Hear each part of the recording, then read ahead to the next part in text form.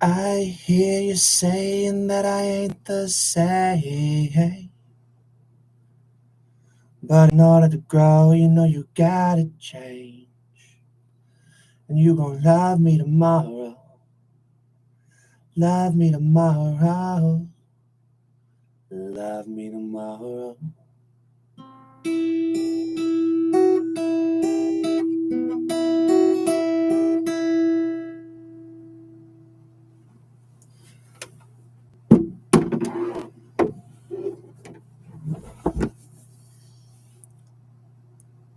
I am roughly a 2000 level online chess player. Definitely not lower, probably not much higher in all time controls. I did not know how the pieces moved until I was 25 and 3/4 years old. Never would have played had it not been for COVID. I've done a lot of things right because I worked in corporate tech and had to learn systems, configurations, how they talked at a higher level and more granular, even learning to write some code. But the biggest mistake I made, and the one thing I would definitely change if I could go back 4 years, would have been to play less longer time control while I was learning in favor of bullet or blitz chess with much more deliberate review. I've got my bullet rating back within 100 of my peak, and I'm going to do that now. This is how I suggest learning chess.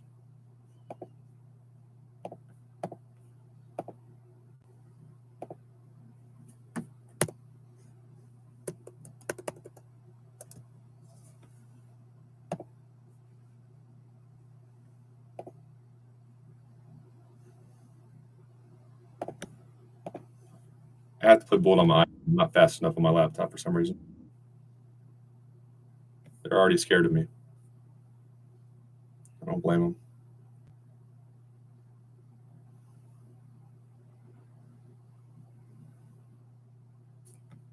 No, no, no. Play, play, play.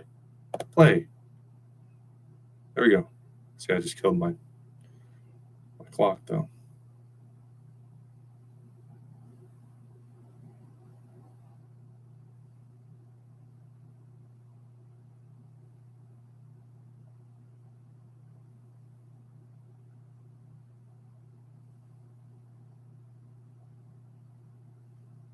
Take it.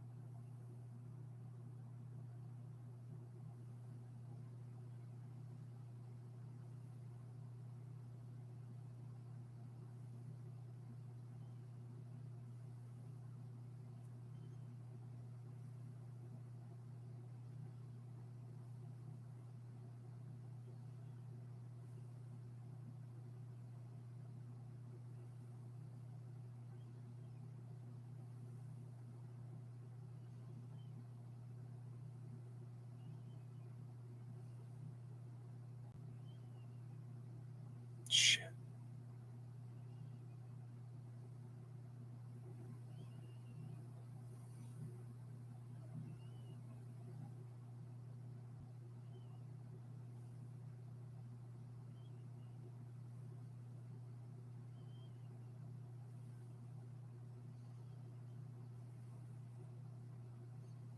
All right.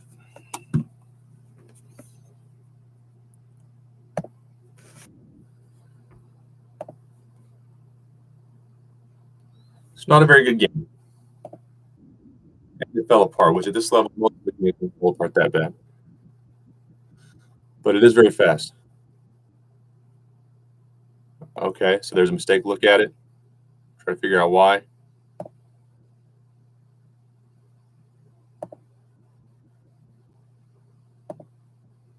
Yeah.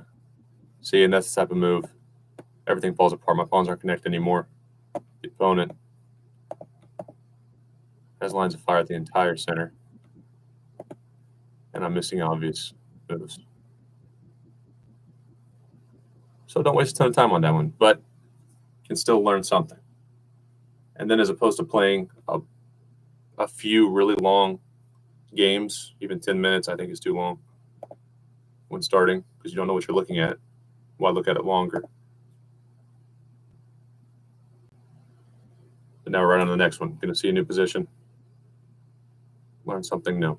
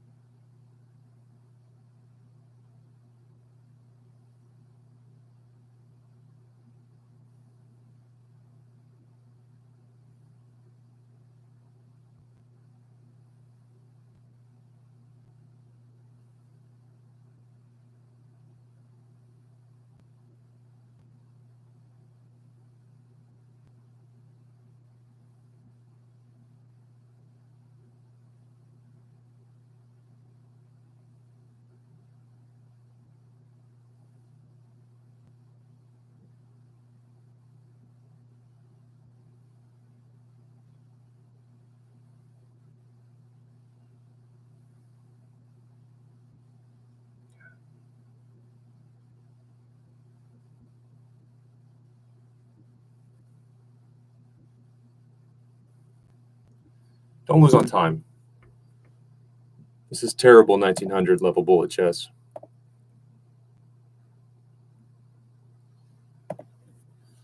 But the key is to see positions.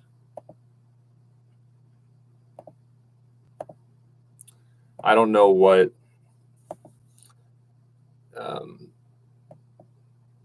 this level of play would be if it were rapid. So if I was playing 60 seconds and the opponent were playing 10 minutes, I would say it's a little above 1,000. Once I actually start playing well, this is really bad. Yeah, it's a mental game more so than being skilled sometimes. You don't have time to think at all. But if at that between 1,000 and 1,200 rated players watch this, I would say it would be beneficial.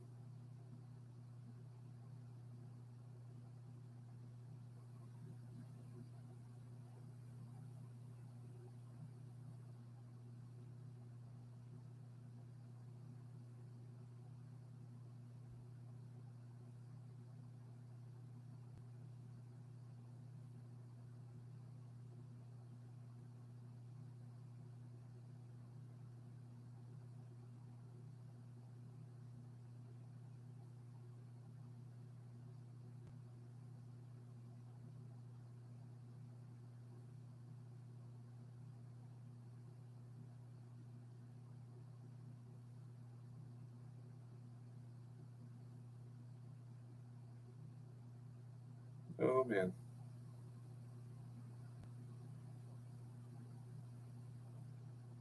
You could have just tore me up.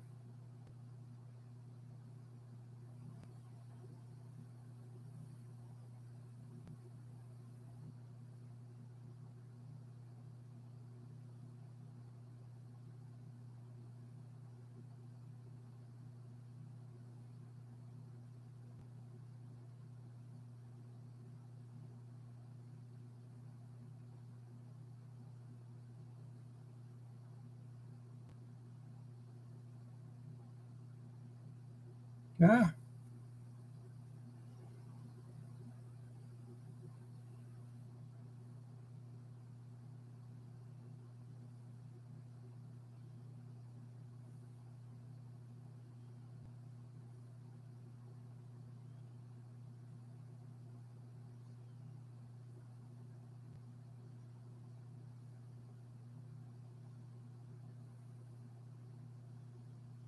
So I wouldn't play for the win there.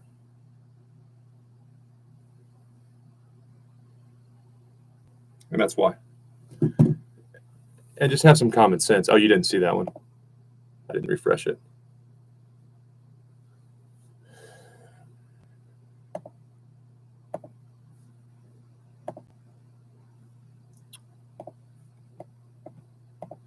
I won it.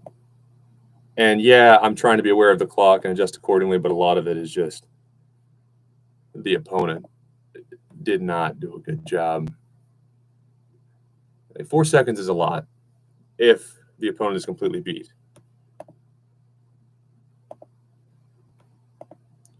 Which is why the art of bullet chess is more clock management than being good at chess.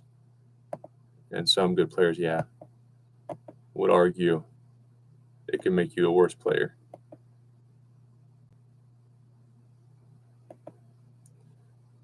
Yeah, too much guessing by the opponent.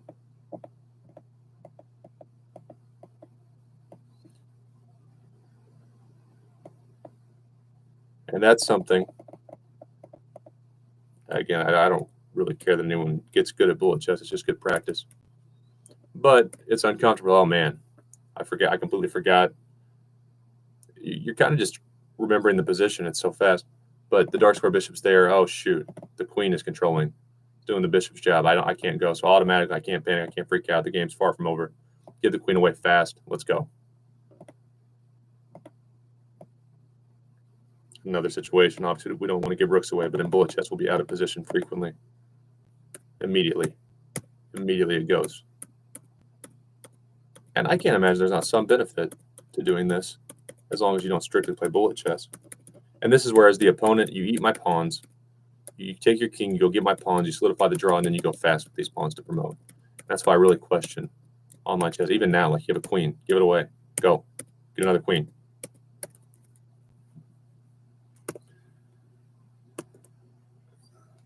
That is how I would recommend starting your chess journey. It's fun, it's addictive, but it is fun.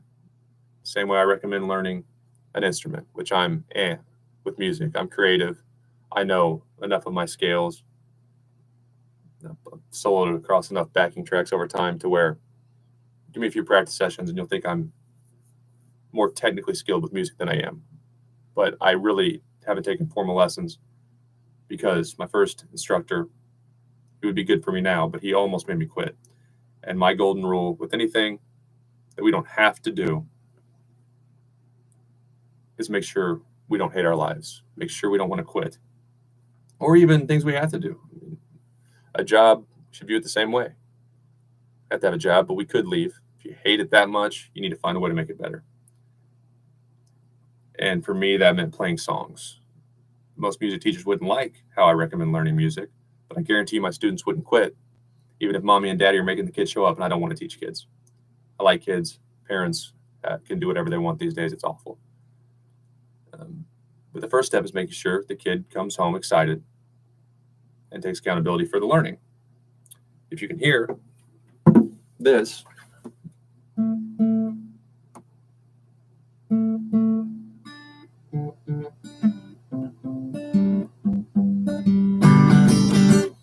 that's Sweet Home Alabama. You already know you're playing it. And in the first lesson, you'd have to take the kids' hands and put them on the right frets. And this one hit that one and hit that one. But you could.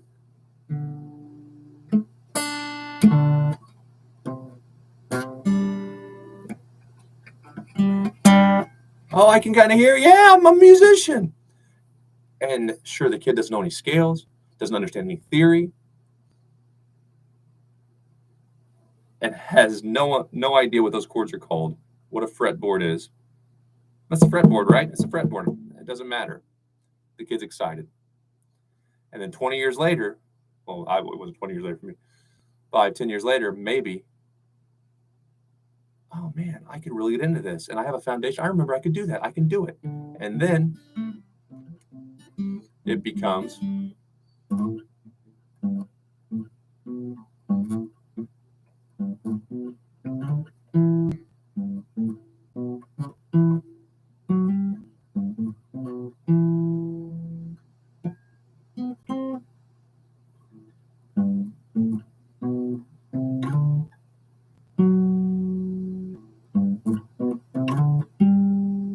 you start playing around with the scale for Sweet Home Alabama, and you can actually start making it sound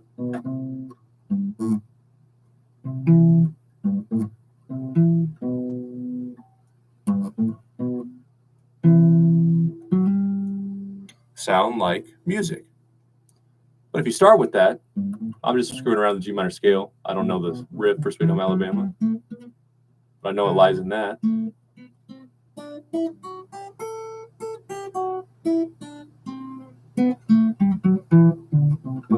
I'm rusty. But now I want to do that on my own because I didn't get burnt out.